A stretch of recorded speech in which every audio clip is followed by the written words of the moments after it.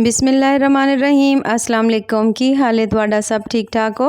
अज आप बनावांगे अंडे दे सालन दी बड़ी ही कमाल दी रेसिपी। इस तरीके नाल जे तुसी अंडे दा सालन बनाते हो तुसी यकीन करो तुहानू बड़ा ही पसंद आएगा। तो सालन बनाने का तरीका बिल्कुल ही नवा है। तो फिर बिना टाइम जाया किते आप अपनी इस वधिया जी रेसिपी नू बनाना शुरू कर लेने आ। तो सब तो पहले तो आप ले लवांगे इत्थे एक अदद पैन। तो पैन दे विच आपां पा लवांगे थोड़ा जिहा घ्यो।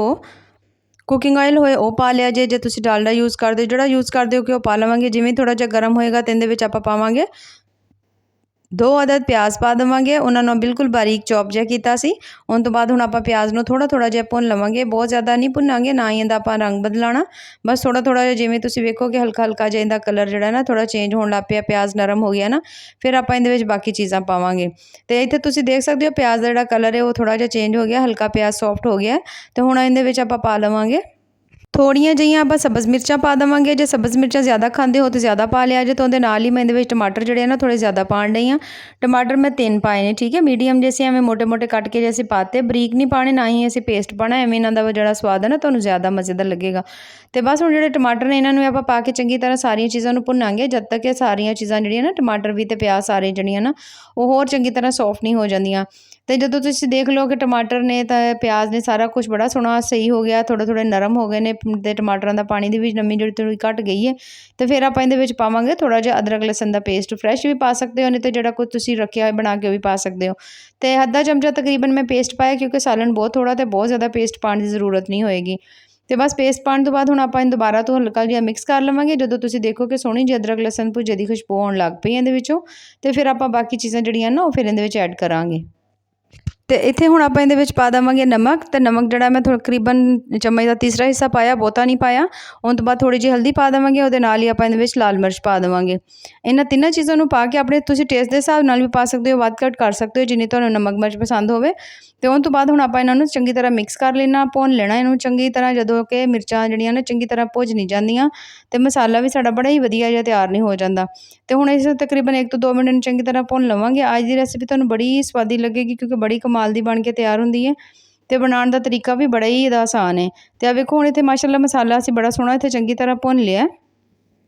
तो हुण असीं इहदे विच पावांगे पानी। तो पानी इत्थे तकरीबन जिहड़ा ना मैं 1 गिलास विच पा दित्ता है। 1 गिलास पानी पाने तो बाद ना हुण इन्हां नूं आपां चंगी तरह मिक्स कर लेना है।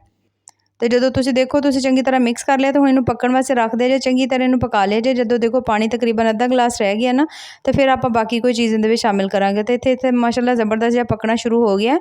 तो हुण आपां ले लवांगे तकरीबन 1 अदद अंडा मैं लिया, उहनूं चंगी तरह असीं फेंट लिया सी। आ देखो चंगी तरह उन्हें फेंट लिया। हुण इहदे विच आपां पा दांगे पाउण तो बाद हुण आपां जल्दी जी चम्मच चलाना, ठीक है, कि इक्को जगह ही ना सारा अंडा जिहड़ा ना वो बन जावे। तो आ देखो एवें बिल्कुल छोटे छोटे जे पीस हो जाणगे, बिल्कुल कीमे वर्गा तुहानूं इहदा स्वाद आएगा, एडा मज़ेदार बनेगा।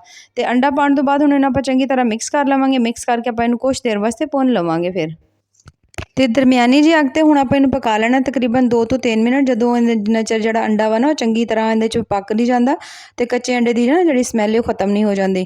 तो 2 तो 3 मिनट पकण तो बाद ना हुण आपां इहदे विच पावांगे अंडे। अंडे असीं पहले ही बॉयल कर लए सी। तो 2 अदद अंडे जिहड़े ने बॉयल कीते सी मैं, उहनां नूं इहदे विच पा देवांगे। पाउण तो बाद अच्छा इहदे विच तुसीं चाहो तो बरीक कट के भी पा सकदे हो, एवें भी पा सकदे हो जिवें तुहाडा दिल करे। हुण इन्हां नूं पाउण तो बाद आपां इहदे विच पावांगे बिल्कुल थोड़ा जिहा आपां इहदे विच पा देवांगे गरम मसाला, बिल्कुल हल्का जिहा पावांगे। उन तो बाद आपां इहदे विच थोड़ी जी कसूरी मेथी पा देवांगे। नाल ही आपां इहदे विच शामिल कर देवांगे थोड़ा जिहा हरा धनिया। इन्हां सारियां चीज़ां नूं पाउण तो बाद ना हुण आपां इहनूं कच देवांगे। कच के घੱਟ ਤੋਂ ਘੱਟ आपां इहनूं 5-7 मिनट पका देवांगे। तो किसी भी प्लेट दे नाल इवें करके इहनूं कच देवांगे। हुण कुछ देर पकावांगे, 5 मिनट हल्की जी फ्लेम दे उत्ते रखण तो बाद आ देखो माशाअल्लाह बड़ा ही स्वादी जिहा साडा अंडियां दा जिहड़ा सालन बन के तैयार हो गया, जिहड़ा बिल्कुल ही डिफरेंट बनिया ते बड़ा ही कमाल दा इहदा टेस्ट है।